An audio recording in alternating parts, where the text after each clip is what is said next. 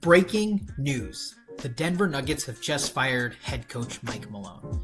And there's a lot of theories circulating around here, but today I'm going to give you an inside look into the tape that doesn't lie, into why I believe Mike Malone was fired from the Denver Nuggets at such a crucial point in the Nuggets season. With that, let's roll the tape. First off, last night versus the Indiana Pacers was an absolutely putrid performance on the defensive end.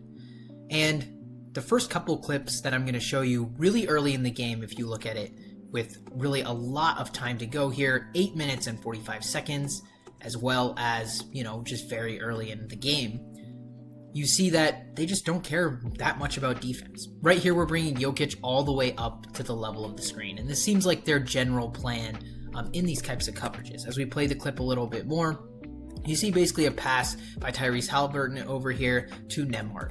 And what happens right here is Jokic is kind of walking, I'd say, a little bit, and Gordon isn't really knowledgeable on what he should do here. And Michael Porter Jr., on the other hand, is kind of in no man's land. He's not really in a place to stop this lob if there were to be a lob towards the rim, and he's not really in a position to really threaten Turner, who Jokic is supposed to be guarding.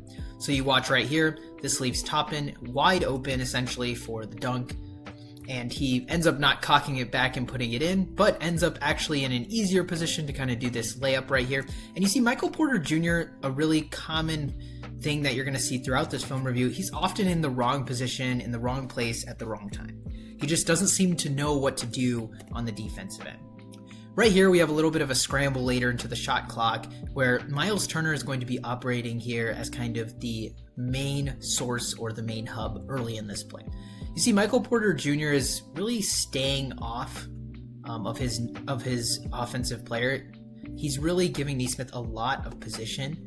And essentially right here, he's going to make it really easy for there to be a corner here that he can turn. So as you play right here, it essentially forces the double from Jokic because Michael Porter Jr. is in really no point to contest this. And this gives the easy pass over right to Nembhard. So he's going to make that pass, then an easy secondary pass to Miles Turner because he was left wide open because Aaron Gordon decided he needed to go all the way over here, and Michael Porter Jr. decided to stay here. So this is a miscommunication, and this leaves Jokic reaching for the ball, but there's no way he's going to get that, and that's an easy dunk. Easy dunks and layups are going to be a common theme for this Denver Nuggets defense that really struggled lately under Coach Mike Malone, and they couldn't accomplish it well on the offensive end. I just want you to look at the hustle here. So we have Christian Braun here. We have Aaron Gordon here. Look at the hustle. Aaron Gordon is just kind of walking. Like, he is probably the shot blocker out of everyone here.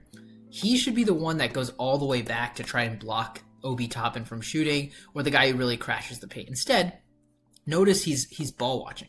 This isn't really helpful at all for somebody like Aaron Gordon. Instead, he should either go out to the perimeter or help out with Jokic.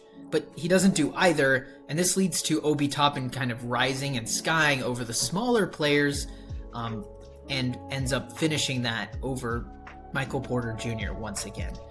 Once again, here we have a play in transition right here where Nesmith is going to be doing a great job of getting right to the rim and just going over and out and finishing. And you see the lack of getting back from players like Aaron Gordon and players like Michael Porter Jr. is really something you notice throughout the film when you watch the Nuggets. And this is an effort type thing. I feel like that's the reason he was fired. The effort isn't looking the same as it was earlier in the season. Those types of plays, if Aaron Gordon exerts more effort, if Jokic exerts more effort, if Braun exerts more effort, they can actually defend them and potentially get a few misses. And it was really only a few misses that was the difference between them winning and losing this game. So we have another play, kind of a setup play by Tyrese Halliburton. So he's going to essentially have Turner fake the screen up really high, and this makes it so that there's this easy gap. Jokic doesn't come all the way to the level, so he doesn't block the pass, and he doesn't really go with it. Look at Braun. He's kind of just walking here. It seems like they're unsure of kind of how to deal with this. If Braun is going to be charged with basically tagging the roller, someone has to get the corner player. Somebody has to make sure that when he crashes, somebody's going to grab him. But what you see right here is Turner gets the ball, and Michael Porter Jr. seems to look here, but he doesn't really do a good job of getting all the way over and preventing the pass. And then as soon as that pass comes, it was easy.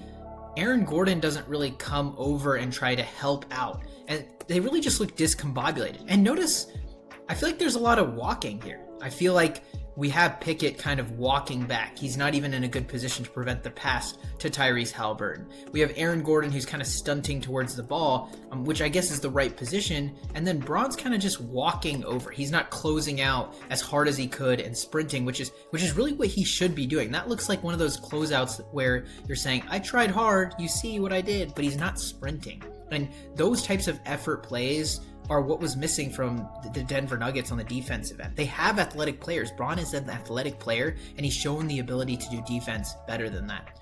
Right here, it seems like this is just confusion. Why are there two players right here? What are they doing? Why is Christian Braun in the same area? And this leads to a wide open player, and Aaron Gordon kind of confused onto, is that the guy I should be guarding? Is that the guy, Braun should be guarding? Who should be guarding him? And this miscommunication is clear. This miscommunication is clear point to what the Nuggets really needed in that defensive quarterback. And Jokic is the offensive quarterback, but honestly, I give Gordon the job of being that defensive quarterback, and it just wasn't working. Coach Malone's scheme wasn't really working for them. Just watch right here. We have Michael Porter Jr. missed shot. And now we're going to go back, and what you're going to see is the Pacers are in transition now. And notice there's just this easy pass over the top because Michael Porter Jr., none of the Nuggets were getting back. You didn't see anybody sprint back. If you look at that play, you'd think that just a man appeared out of nowhere. Obi Toppin appeared from the sky and was able to get that shot. The fact that really worries me is that nobody was sprinting back until the pass was thrown, meaning they're not looking back to see, hey, is there somebody at our rim trying to score on us? And that's really worrisome. That means the defensive end is just not something they cared about, which is really obviously important in the playoffs because defense wins championships.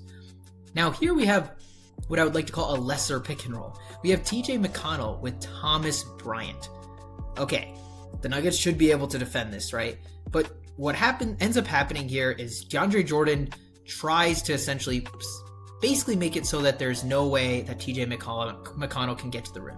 He does a good job of that. This is good initial defense from this team. But look at Braun. He's kind of just stands here and he forgets to close out on Thomas Bryant, like push him in the back, put his hands up, push him back, use his body and his frame to make sure that DeAndre Jordan, to make sure that the Pacers don't actually get this rebound. And Gordon isn't in a great position, so I don't really think it's his fault. But that allows Thomas Bryant to get the rebound and score. And boxing out is something that they're missing out on. They're not a very good rebounding team.